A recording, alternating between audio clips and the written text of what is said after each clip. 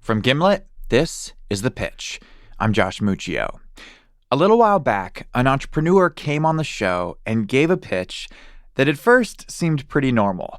But about 5 minutes in, something happened that blew us away.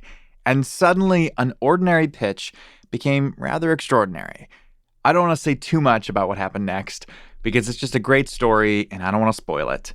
But this pitch from Mike Slagh for a startup called Shift is one of my all-time favorites. So we're going to hit play for you, and then we're going to check in with Mike to see how things are going these days. Here's the original pitch for Shift. Today, a military vet turned entrepreneur pitches his plan to tackle a systemic problem in America, one that he knows all too well. But first, let's meet our investors.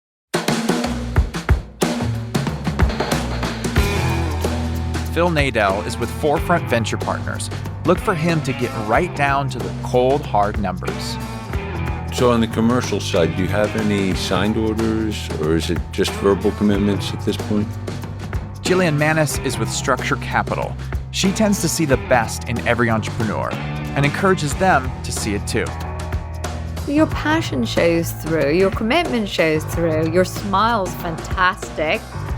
Daniel Galati is here with Comcast Ventures. He doesn't invest often, but when he does, it's because he sees an opportunity in the billions. It's probably a huge business if you get to, manufacturing scale. And finally, on today's episode, James Altucher, an angel investor playing with his own money. When he's looking to invest, he loves getting into the dirty details. There's a lot of moving parts, it feels like, to make this a huge success.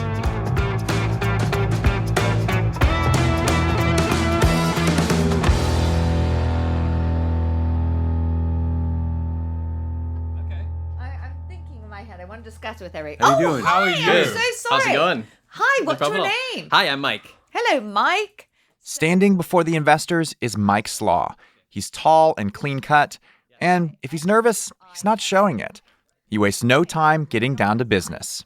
So I'm Mike with Shift. I was in the Navy for 7 years. I was on the bomb squad. I made deployments to Afghanistan and Central America. So what does the bomb squad mean? They see a potential bomb and you have to go and dismantle it. That is the bomb squad, yes. Were you a Marine? Were you? I was in the Navy. So I was basically a technical expert for some of the world's best military units. And so I always had this very deep interest in technology. I just didn't know where I would fit or what some of the skills that I learned in the military would translate to the technology industry. As he was looking ahead to a life outside the military, Mike knew he wanted to be involved in tech, but he didn't have any idea how to get his foot in the door. It seemed like most people landing jobs at places like Google had a clear path from college to grad school to a career in tech. But he was in the military, and he didn't think his experience dismantling bombs would make him attractive to a tech company. And he realized that if he felt like this, other vets probably did too. So when he got out of the Navy, he did something really enterprising.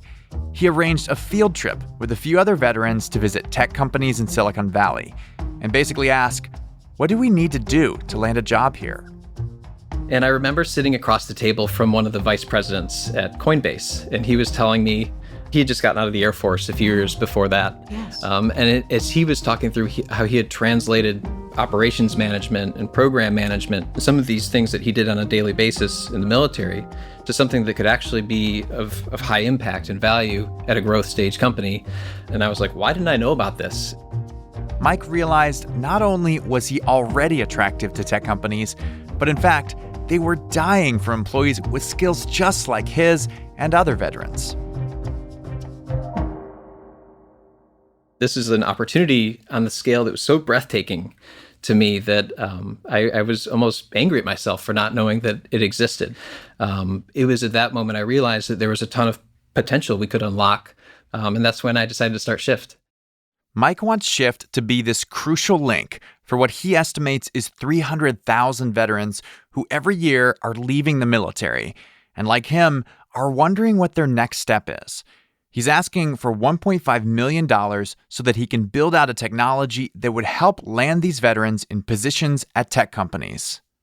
It's an on-ramp so that to match their skills, correct, with job opportunities, or can you explain that more? So what we do today is we facilitate internships, largely at high-growth technology companies. So we work with recruiting teams, diversity and inclusion teams, people operations, to find relevant fits based on people's experiences in the military, and that's the core technology that we're building. These are paid internships?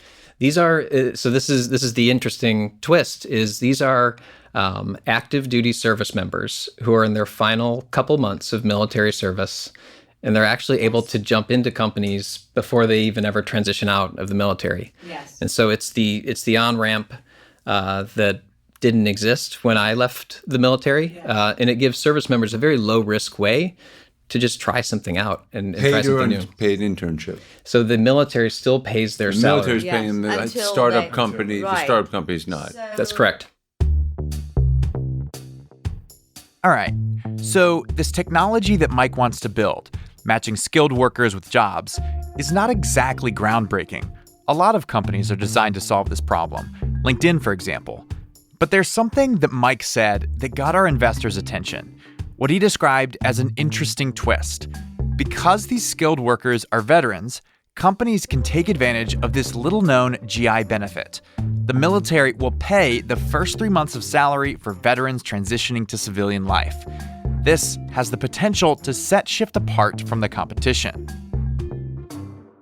But then, right when it feels like our investors are about to start digging into the business, Jillian throws everyone a curveball.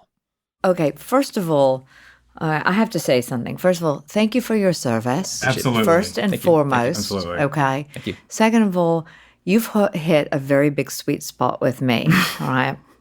What this country has done or not done for vets is so unacceptable. 30% of the people in shelters, the families, are vet families and vets themselves. The fact that these men and women come back from serving and don't have a roof over their head or a hot meal is so shameful for this country, and it hurts me on such a deep level. The vets in this country should be celebrated. And I think that companies want to do more of this. They want to reach out to vets, they want to employ vets, and they don't know how. The fact that you have built this, okay, to me is incredibly important. And if somehow we can get this in front of as many people as possible, then we should. And I'm going to put 100,000 of my money right now. You don't even have to go anywhere. Wow. Because what you're doing is something that we all need to be doing. And I see that you're about to cry. And because of that, I'm about to cry too. Yeah, Jillian just went in on a deal 5 minutes into the pitch. She's barely even heard how the business works. I wish you could have seen us freaking out in the control room when all this happened. But this is what it sounded like. Holy shit. Because What? you're doing is something that we all need to be doing. Holy shit. And there are other people like, and there are What? other companies. And we weren't the only ones shocked. Back in the pitch room, the other three investors are suddenly looking around at each other, their expressions a mix of confusion and excitement. The question hanging in the air is, did Jillian just throw $100K at Mike because he tugged at her heartstrings? Or is she seeing something here that we're not? Well, thank you so much. It would be a very deep honor to be a partner with you in this, and I'm very excited to be working on this together. I am absolutely thrilled about this. I'm thrilled. So So should we get right into revenue model, or? I'd love to learn more about the business. Now, going back to the initial revenue model, the companies, the tech companies, the startups are paying you to do the search? Regardless of conversion. whether Correct. you fill the position or not. And How then- much are they paying you to do the search? $5,000 per person Per position? per position, and then they pay us an additional 20% of the first year's salary if a conversion takes place. That's great. And that's actually higher than what you would pay a standard recruiter, right? A standard recruiter gets paid on just the success. Yes. Just the You get percentage. paid sort of this premium. Right. But to be Because- clear, you I'd like to haven't understand why. made that money yet. That's the deal you're offering. We have made the money for the initial Searches. search. So we've signed 15 positions at $5,000 a piece, but now it's our job to convert on those in the next 3 to 4 months. You're going in and you're sort of tapping this pool of candidature that they wouldn't otherwise have access to, or that's really hard to tap, right? Is that the value prop to the employers? That's exactly right. And also going deep into military backgrounds to give people credit for experiences beyond their job title alone. So if some of the most highly accomplished people in the military, maybe their title is Navy SEAL, but in that, by the current transition process, they map Navy SEAL to these few underlying skills, and You're these this skills. translation layer for every single title in the Navy and Army, and translating that to what it means in sort Are of you the able to do civilian that? world. Is that right? Are you breaking down what their experience is and identifying that so that you can translate it for the companies and say to Uber, this guy who just says Navy SEAL on his resume, here's what he really did, here's what his experience is. Are you able to decipher That feels pretty that? proprietary. How do you get that information from the service member or from his resume? So because the military data set is so specific and so sparse, we're able to say, if you were in the service for this many years, we can look at all of the underlying military source documentation that tells us exactly what that person should be competent in. Even as Mike is dropping terms like underlying military source documentation, he's got the investors, standing at attention. They want to get this thing. And maybe it's because, like Jillian, they see this as a big opportunity. Or maybe it's just because Jillian saw a big opportunity and they don't want to miss out. And the companies you're working with see this as sort of a pool of untapped, inaccessible talent that they don't have access to. They don't understand the They're skill just hard sets. to get to. They're hard to right? get to, hard to access. And hard to translate. Hard to you just translate. say, They don't so know how what their is this experience bomb was. deployment, or Yeah. how does this, how would that? Right, how Uber's would it going, we don't relay? have bombs to Right, dismantle, right. so how do you Right. help And us? yet they're all yet- motivated to hire these people, Yes, right? But I think even beyond the sort of like the goodwill that comes out of hiring service members, they're selfishly, this helps them access a whole Well, it's great for business. It's great for new business pool too, of talent. because of that.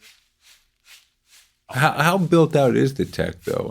I'm not clear on where you are in terms of building that tech out. Sure. So the product today, we can automate 50% of the application process. So we send out a weekly email to both vets, and when vets are really active on the email and we're seeing high click-through rates, we'll turn around and feature them to different employer email lists as well. So you're building an email list of soon to be ex-military or ex-military. How many people are on the list right now? 20,000 people on the list today. That's your asset, not your contracts with the employers. Contracts with employers are coming because you have this highly valuable asset. So there are some valuable services that the people on your list will need and will pay for. And so you're going to be making revenues in both ways, in ways that you haven't conceived of yet. And you'll just be it'll be a huge company that way. So James, it sounds like you've done this. That you know. Yeah, I know this business very well. I know this extremely well. So I think you should come in with me and invest. All right, I will come in for 25 behind her 100. Only 25? How about 50? Let's see. We'll talk about it. Okay. So I like the idea of providing value here more than I like the idea of providing money here. Okay.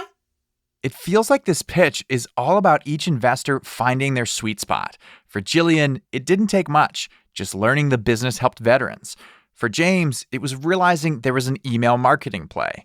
But Daniel and Phil haven't yet been convinced. One of the challenges is that every year you have a new crop of 300,000 people, service members who are transitioning out.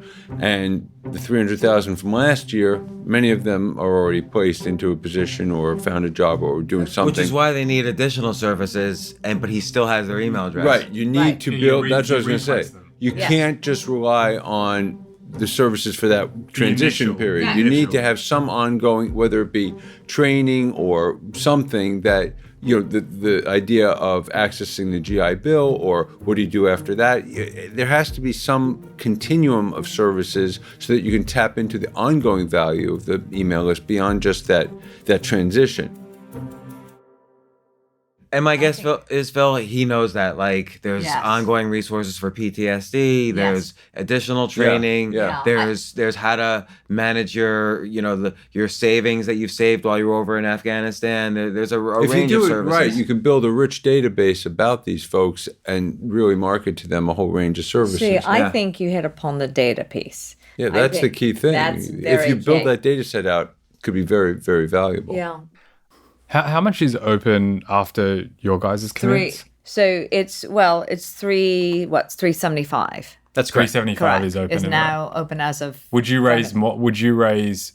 I'm just Yeah. thinking ownership. Would Yes. you oversubscribe? I would oversubscribe if it to- would be someone who could be a partner at Series A, basically. Got it. So here's where I'm at, which is,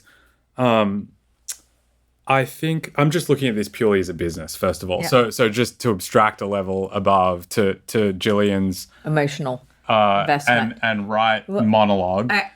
I think the only way to make money in VC is to take a non-consensus view that turns out to be right. And I think the consensus view here is that it's a small market, right? There's 300,000 people every year. Yes. You're monetizing off of this one-time fee, and it's a pretty hands-on business. I mean, you're selling to employers, you're training all these candidates. It's generally feels like a pretty high-touch model. That said, I don't think any of those points are actually right. I think it's actually a huge market. I think that if you play the numbers out, you can easily get to $1 billion market opportunity here. Well, and I think that, can I address it, Daniel, just to interrupt? Let's say he has a 1 million person email list. Yeah. Yes. And 10,000 people get placed. Yeah, it's a and they're at huge- an average salary of $50,000. That's the math that I was doing. 20% of that is So it's actually a huge $200 market. million. I think And I it's don't bigger even than think- we even. Yeah, and I don't even stressing think right now. I don't even think it's a one-time fee. I think there's all sorts of subscription, recurring opportunity here. And partnerships with educational partnerships. institutions in terms of the training piece of that. I see that as another piece. Totally. I would love to invest. The little caveat that may be interesting to you is we're investors in a company called Hired.com, which, Know them very well, which yes. you probably know. I'd like to do a conflict check on whether this is competitive because, I wouldn't want you to think we're investing in a, competing company and vice versa. So I do want to do that check. But pending that, would love to have the opportunity to invest. And I also want to say that 100,000 right now is coming from me personally, but I always have to, per structure capital, I always have to run every company by them first.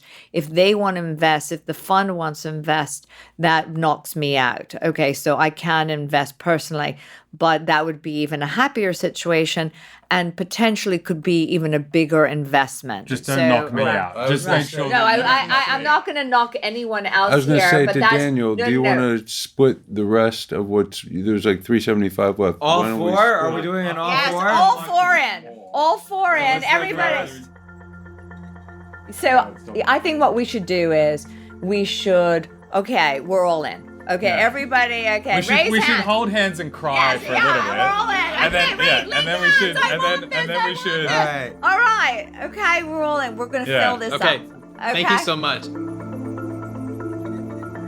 This is, for me, a very proud moment, and I think for all of us. And we thank you so very much once again. And we're going to rock this. It's a great mission. You have the We're gonna rock company it. and you have a great mission here, and we're going to do what we can to help you succeed and fulfill that mission and help our service members. Thank you, sir. I appreciate that. They're going to Thanks. fulfill their missions, their continued missions in life, from one mission to the next That's right. one. Find your next mission. Thank you, Yep. sir. Thanks Thank you. again. Thank you. Yeah, thanks so much. Yeah, Yeah, thanks. and We're giving it a hug. We're giving a hug. Giving a hug. Thank you so much. Absolutely. Thanks for coming in. Love Appreciate you. it. Of course, yes. Real pleasure. Look forward to working together. Thank you. Thank you.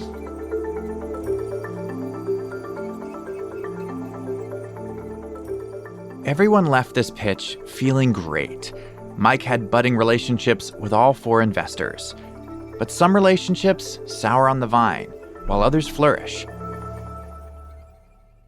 Coming up after the break, we'll hear a little bit of both when we check in with Mike a year later.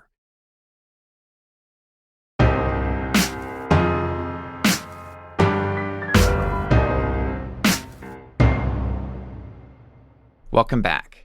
Coming off a very emotional pitch, our investors were pumped, especially Jillian. Her $100,000 commitment turned into a $350,000 check from Structure Capital, and Phil put in $100K as well. But not all of them came through. Daniel and James, they dropped out. And for those of you who don't know the story of James Altucher, well, it turned into kind of this whole debacle. He never actually wrote checks to any of the founders on our show. But there's more details on that in episode 19, Sandbox Commerce, if you want to hear that story. Okay, back to Shift. It's been a year since Mike came on the show, and it seems like this guy, he can't go wrong. His luck in the pitch room was just the beginning. Producer Heather Rogers started by asking Mike to reflect on that fateful afternoon with our investors. I mean, the show was really a tipping point for us. That's where I met Jillian, and she has been just an incredible crusader for Shift, and has opened up tons of new relationships for us. You know, it would be a completely different business if she was not involved. Can you tell me what Jillian has brought that you didn't have? I think common advice that founders always get is that always find, or at least optimize for investors who see the world in the exact same way that you do, who also don't want to exist in a world where this problem that you're solving is still a problem. And I think that, you know, many of us, when you're raising money for the first time and just struggling to find somebody to believe in you, sort of roll your eyes at that advice. But Jillian is that person to Shift. She's so aligned and is so all in. That's just been incredibly helpful. Mike and I text at night, we text in the morning, we text in the afternoon. What about this? And how this? And I talked to this, and does it make sense here? And that's, you know, it's very, Mike and I are definitely in real time on, yeah. So you're very close. Yeah, I'm super involved. Yeah, I'm hand in glove because I never want to miss anything, and I don't want them to miss anything. And I think that in order to build a relationship and trust, that you have to build it up over time, and you have to be accessible. And I really, really try to be that way. And unfortunately, much to my boyfriend's dismay, it's a 24-hour, 7 days a week. You know, when you do find that believer or that investor, the benefit is that you can just move so much more quickly. Mm. And, you know, if you don't have that person, there's no one real ringleader that's like, hey, we're doing this. We still believe we're gonna press go here, and everybody better get in line. That's what Jillian did in the room during your pitch. You got everybody, yeah. right? That's right. And I think that dynamic has played out after the pitch a couple times as well. Mike told us that Jillian has made introductions to some hard-hitting investors, like she helped him get in the room with the folks at Andreessen Horowitz, also known as A16Z. This was huge for Shift. Andreessen Horowitz has backed some of the biggest technology companies and is the lead investor in Airbnb, Lyft, Coinbase, many, many companies who have gone from zero to public companies over the last 10 years. So when Andreessen Horowitz asked Mike to make the trip to Menlo Park and give his pitch, he jumped at the opportunity. He got his PowerPoint deck together and headed to their HQ in Silicon Valley. There was probably 30 people in the room, 25 or 30 people. And I just remember being thinking that I was walking into a meeting of, I don't know, me and 3 or 4 other people. Uh-huh. And it just feeling way more high stakes than that. The mood in the room quickly moved from, diligencing the business and asking questions about, all right, what's the plan for this month and next month, more onto what's possible. If this works, how many lives could it change? After we got back to San Francisco, was sitting in a meeting room at one of our other investors' space, and I didn't expect to get an answer later that afternoon, a few hours later, and got an email and said, hey, if we all had a chance to speak and we'd like to proceed forward with an investment in Shift, would be excited to work with you in building this important company. And time slows down a little bit when you get really, really phenomenal news like that. I think I yelled, and which was like, I think it's always okay to do that if it's a really if you're only making one loud yell in a startup space per year. But so you let out your one yearly yell. Yeah, I checked the box. Was it like a woohoo, or was it like a yes? What kind of yell was it? It was definitely, I think, a loud yes. This deal led to a whole new round of funding for Shift. They did a $4 million seed round with Andreessen as the lead investor. And with such a big-name VC in Shift's corner, things really ramped up. How quickly did you get other investors? When Andreessen came in, the entire round was spoken for right away. So that seems like a very big turning point. It was certainly a turning point. Some of the smartest people in the world feel like our approach is promising, and they wouldn't have invested in us if they didn't think that this could be a venture scale sized outcome, that Shift could be a public company someday.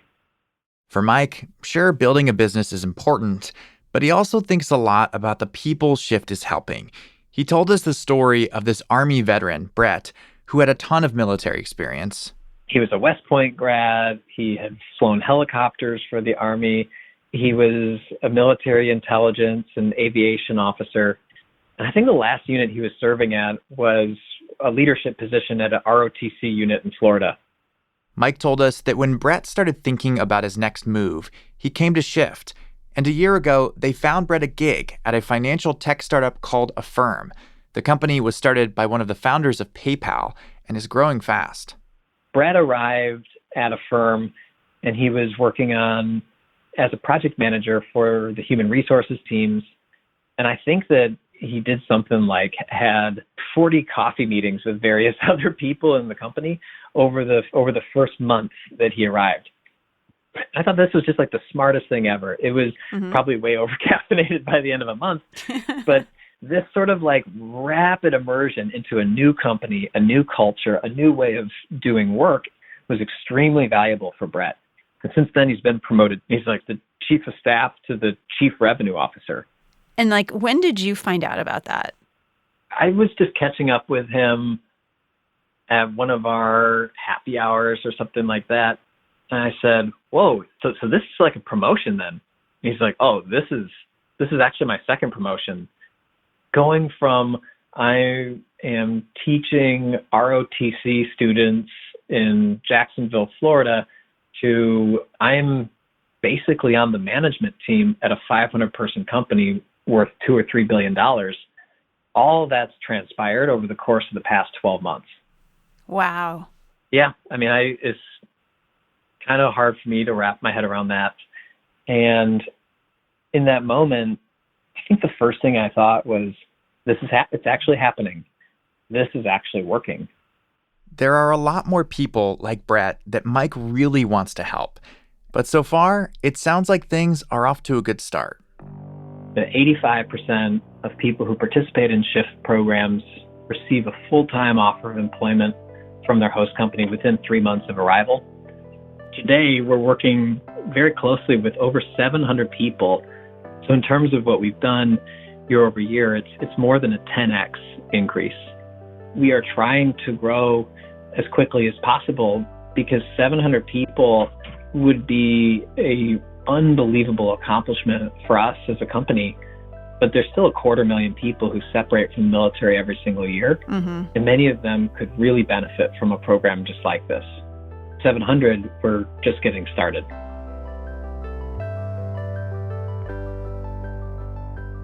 Mike said that Jillian is still really involved in Shift. In fact, her fund, Structure Capital, put in almost $1 million in that $4 million seed round, and that's on top of the $350K they'd already put in. And Mike has some other stuff happening too. He's got deals with Uber and Major League Baseball, for example, which is totally cool.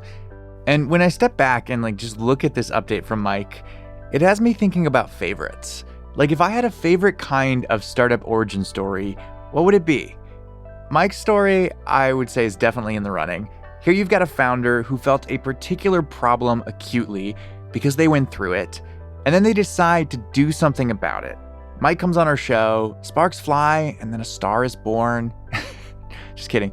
But what I like about Mike is he's not flashy. He just keeps showing up every day, slowly building his business. And I don't know if it's that or because he's supporting a good cause or if he's really doing something innovative, but good things just keep happening to him. And the reality is, it just doesn't happen that way for most people. But I'm happy for Mike, and I'll be cheering him on.